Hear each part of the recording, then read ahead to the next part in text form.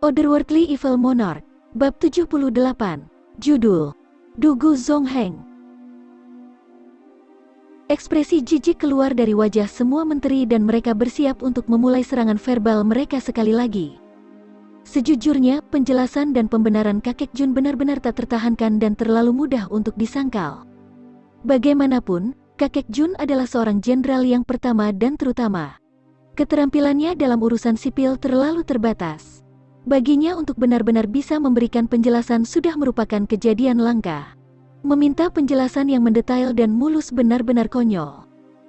Tanpa diduga, seorang lelaki tua berambut putih dan berjanggut melangkah maju. Orang tua ini memiliki sosok yang kuat. Berdiri di samping Jun Zentian, sepertinya ada dua gunung agung yang memaksakan aura agung mereka di dalam istana kekaisaran. Kumisnya menyebar dengan eksplosif ke pipi samping dan janggut. Wajah yang terlihat liar dan tubuh yang canggung. Ini tidak lain adalah kakek Dugu, orang terkuat kedua dalam militer di kerajaan Tianxiang, dan predator nomor 1 di ibu kota. Dugu Zongheng, dia adalah individu buas nomor 1 di kerajaan Tianxiang. Orang nomor 1 yang tidak masuk akal. Betis tangguh nomor 1, keluarga besar nomor 1, kepala rumah keluarga besar. Pria ini memiliki kulit yang sangat tebal sehingga dia bisa dihormati sebagai ahli ketebalan kulit. Ini adalah karakter yang akan mengacungkan ketidaktahuannya sebagai pengetahuan. Ini adalah karakter yang akan berbicara tentang pedang besar saat mendiskusikan alasannya. Semua anggota istana kekaisaran, baik dari urusan sipil atau militer menunjukkan rasa takut padanya. Bahkan kaisar saat ini tidak memiliki cara untuk menghadapinya. Hanya setelah dia melangkah maju, anggota istana kekaisaran menyadari keberadaannya. Mereka tidak bisa menahan diri untuk berbisik pada diri mereka sendiri. Orang tua ini sudah bertahun-tahun tidak menghadiri pengadilan. Kenapa dia tiba-tiba muncul hari ini? Baginya untuk muncul di momen sensitif seperti itu, ada sesuatu yang jelas tidak benar. Mata bulat Dugu Zongheng membelalak seperti beruang gunung. Dia kemudian menangkupkan tangannya dan berbicara dengan suara kasar. Yang mulia, percobaan pembunuhan terhadap putri kekaisaran dan pejabat dari istana kekaisaran memang situasi nasional yang bisa melumpuhkan fondasi kerajaan kita. Syukurlah, orang tua ini, Adipati Senior Jun Zentian cepat dan tegas dalam tindakannya, sehingga berhasil mencegah bencana yang mengerikan ini. Orang tua ini berpikir bahwa tindakan Senior Jun kali ini bukanlah kesalahan. Dia tidak hanya tidak bersalah. Dia juga mendapatkan pahala untuk dirinya sendiri. Jumlah pahala yang luar biasa. Seorang lelaki tua kurus dengan janggut seperti domba yang berdiri di sampingnya mencibir. Setelah pengkhianat ini melanggar otoritas para menteri dan mengganggu urusan istana kekaisaran, dia dipuji sebagai seseorang yang mendapatkan jasa? Jika ini cara kerja pengadilan kekaisaran, bukankah kita akan dibenci oleh orang-orang di dunia? Pria tua kurus dengan hampir tidak ada daging di tubuhnya dan janggut seperti domba adalah salah satu dari 3 individu paling mampu dari keluarga Meng Youfang. Tadi malam, rumahnya mengalami tingkat kerusakan tertinggi. Tidak ada satupun ubin yang tersisa. Seorang anggota tingkat tinggi dari istana kekaisaran harus membawa keluarganya sendiri ke ibu kota yang kaya dan ramai di tengah malam untuk makan udara dingin dan tidur di bawah langit malam yang berbintang. Jumlah sesak yang dia rasakan hampir menyebabkan dia muntah darah. Menyaksikan dua pemimpin militer ini berbalik hitam dan putih, dia tidak dapat menahannya dan melangkah maju. Dugu Zongheng menjadi sangat marah. Dia berbalik dan dengan kejam menatap Meng Youfang, membuka mulutnya yang menunjukkan satu set gigi kuning. Suaranya mengguncang ubin di istana kekaisaran. Persetan dengan nenekmu, kamu berharga lebih rendah dari kotoran anjing. Maksud kamu mengatakan bahwa senior ini salah? Seolah bertindak sejalan dengan amarahnya, janggutnya meledak, rambut wajahnya berdiri tegak. Mulutnya terbuka lebar, seolah ingin menelan lelaki tua kurus berjanggut seperti domba itu, seluruh tubuhnya memancarkan aura kekerasan. Di sampingnya, Jenderal Besar Dugu Wudi langsung maju mendukung. Meng Youfang, apa yang kamu coba lakukan? Ayahku sedang berbicara dengan Yang Mulia. Apakah menurut kamu seseorang seperti kamu memiliki kualifikasi untuk mengganggu mereka? Tangannya terulur keluar, telapak tangannya terbuka lebar seperti daun palem, berniat menangkap lehernya. Semua menteri senior memutar mata. Sepasang ayah dan anak ini sungguh tak terkalahkan, Woody. Mereka benar-benar berani menindas orang lain di hadapan Yang Mulia. Yang Mulia, Kaisar yang seharusnya menjadi karakter utama dari drama ini tidak bisa membantu tetapi menatap dengan cara tercengang. Cukup, Yang Mulia, Kaisar bergemuruh keras dan berdiri dengan marah. Sekelompok menteri sipil dan militer berdebat satu sama lain, dan memulai pertarungan di Istana Kekaisaran. Apa yang kamu rencanakan selanjutnya? Apakah kamu akan mulai melontarkan kata-kata kotor? Kemarahan Yang Mulia menyebabkan semua orang menjadi diam, kecuali tuan tua dari keluarga Jun, keluarga Dugu, keluarga Li, keluarga Meng, keluarga Song, keluarga Tang dan keluarga Murong. Adapun sisanya, mereka semua segera berlutut dan berbicara serempak. Menteri ini bersalah, aku bersedia menerima hukuman Yang Mulia. Baiklah, aku sudah memahami inti dari apa yang terjadi.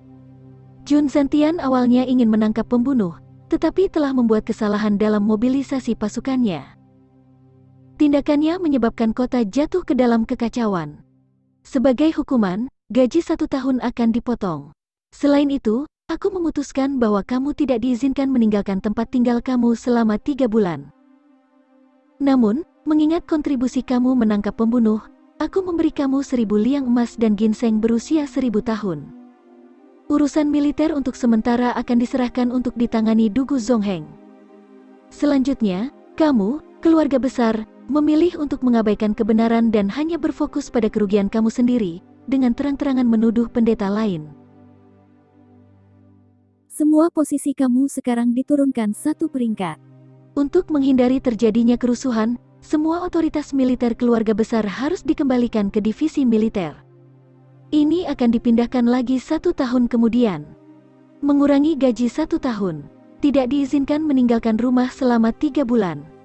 Hadiah 1000 liang emas. Ginseng berusia 1000 tahun. Mungkinkah ini masih dianggap sebagai hukuman terhadap Tuan Tua Jun?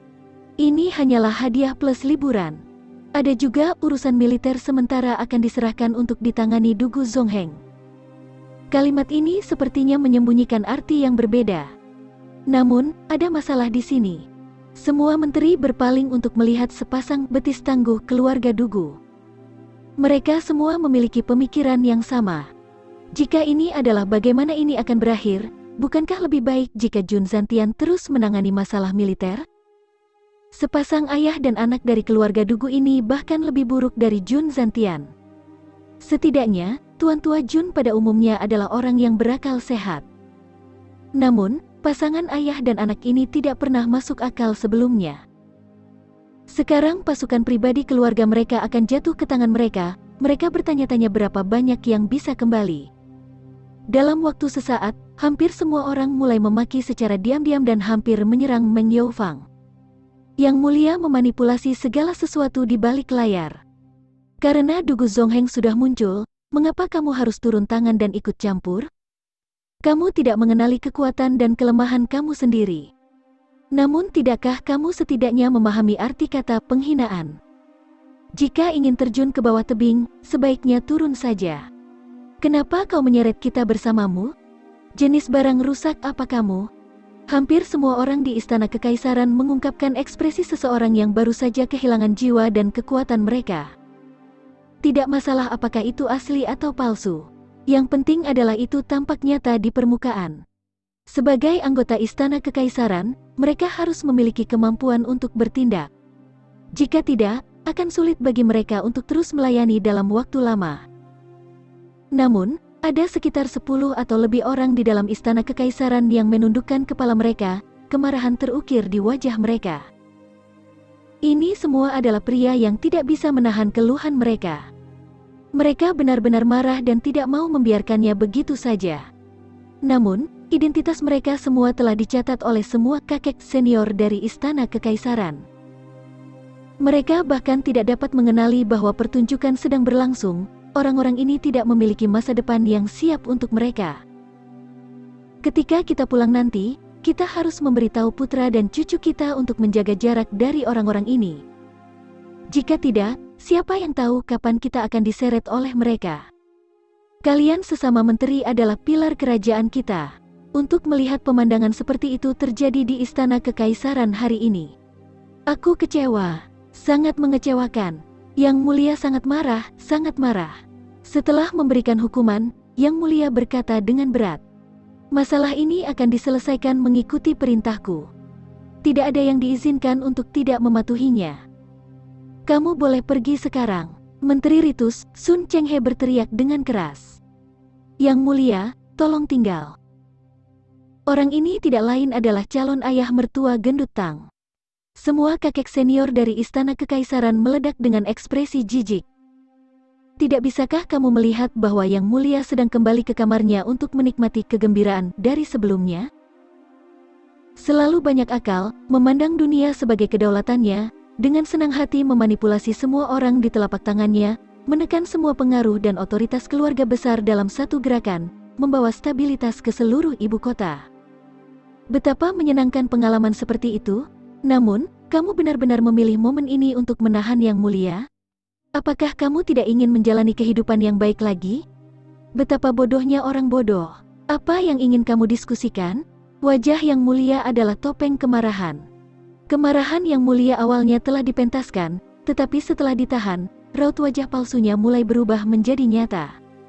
"Yang Mulia, mohon mengerti, yang ini bertanggung jawab atas upacara. Namun, hari ini adalah hari untuk pesta festival musim gugur cendekiawan berbakat tahunan.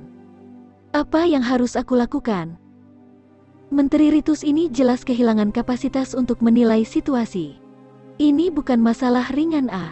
Semua menteri di Istana Kekaisaran menghela nafas dalam hati. "Tidak bisakah kamu melihat situasi seperti apa yang kita alami di sini? Setiap keluarga dipenuhi dengan tangisan dan duka. Siapa yang berminat untuk peduli pada pesta festival musim gugur cendekiawan berbakat? Bocah ini benar-benar idiot. Aku harus memperhatikan lain kali. Aku tidak boleh terlalu dekat dengannya, kemungkinan besar dia akan menjadi kematianku." Benar saja, Yang Mulia sangat marah dan berbicara dengan nada berat. "Pesta festival musim gugur cendekiawan berbakat? Kita saat ini berada di tengah masa sulit, bagaimana kamu bisa mengungkitnya? Jika aku ingat dengan benar, aku telah menunjuk 2 menteri untuk bertanggung jawab mengatur pesta festival musim gugur cendekiawan berbakat beberapa hari yang lalu. Tapi kedua pria ini termasuk di antara nama mereka yang telah dibunuh oleh para pembunuh." Setelah selesai berbicara, dia menunjuk dengan penuh semangat ke daftar nama di mejanya. Mengibaskan lengan bajunya, Yang Mulia keluar dengan ekspresi kemarahan di wajahnya. Tidak ada yang bisa melihatnya, tetapi ketika Yang Mulia telah berbalik, sisi bibirnya melengkung, seolah-olah dia bahagia. Memang, tidak ada yang bisa melihatnya. Namun, semua menteri lama diam-diam merasa senang dengan diri mereka sendiri juga. Seperti yang diharapkan, semuanya berjalan sesuai prediksiku. Setelah Yang Mulia pergi, semua orang menepuk lutut mereka dan bangkit dari posisi berlutut.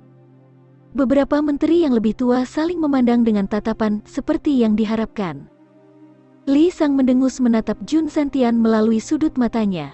"Oh Jun, selamat. Apakah cucumu sudah sembuh?" Alasan Li Sang menyebutkan masalah ini kepada Jun Santian adalah untuk membuatnya kesal.